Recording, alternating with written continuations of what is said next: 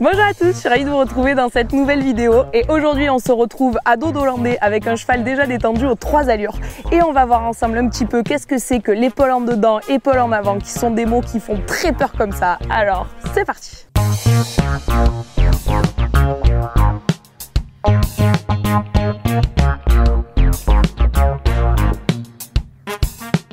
L'épaule en dedans fait partie de la famille du travail sur 2 pistes. Ça va être tout simplement d'appliquer à votre cheval le mouvement de l'incurvation sur la ligne droite.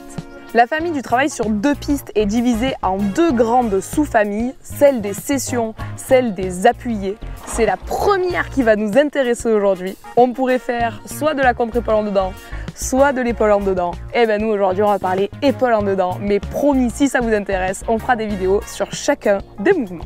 Comme je vous le disais en début de cette vidéo, l'idée ça va être d'appliquer l'incurvation de votre cheval à la ligne droite. Donc comme exercice préparatoire à l'épaule en dedans, je vais me mettre sur une volte de 10 mètres qui va donc forcément mettre à mal l'incurvation de mon cheval, puis je vais garder ce fonctionnement là sur la ligne droite. Dès que le déplacement latéral se dégrade comme ici, je n'hésite pas à repartir sur une volte de 10 mètres qui va me permettre de recréer de la décontraction chez mon cheval, le fait de le redécoller de ma jambe interne au centre et à nouveau, j'applique mon épaule en dedans sur la ligne droite. Comme d'habitude, j'ai pour objectif de rendre mon travail le plus symétrique possible. Donc le travail que j'ai fait à main droite, eh bien, je viens l'appliquer également à main gauche. Je pars sur mon petit cercle de 10 mètres.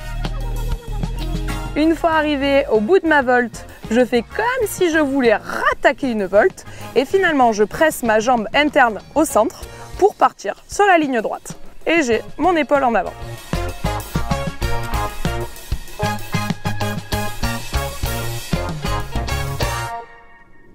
La différence entre épaule en avant et épaule en dedans est toute simple. L'épaule en avant, je mets très peu d'angle dans ma demande, alors que l'épaule en dedans, je demande totalement aux épaules d'être sur une piste différente de celle des postérieures.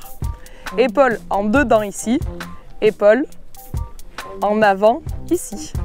Il est donc plus facile pour le cheval de réaliser une épaule en avant qu'une épaule en dedans. Ici, encore une fois, on va pouvoir voir la différence entre une épaule en dedans ou une simple épaule en avant, ici.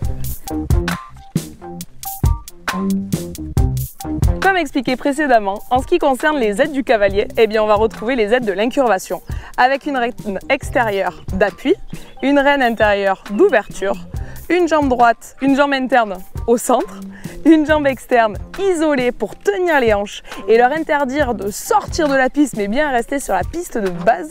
J'insiste bien là-dessus, ce ne sont pas les hanches qui partent à l'autre bout du monde, c'est bien les épaules qui rentrent en piste interne.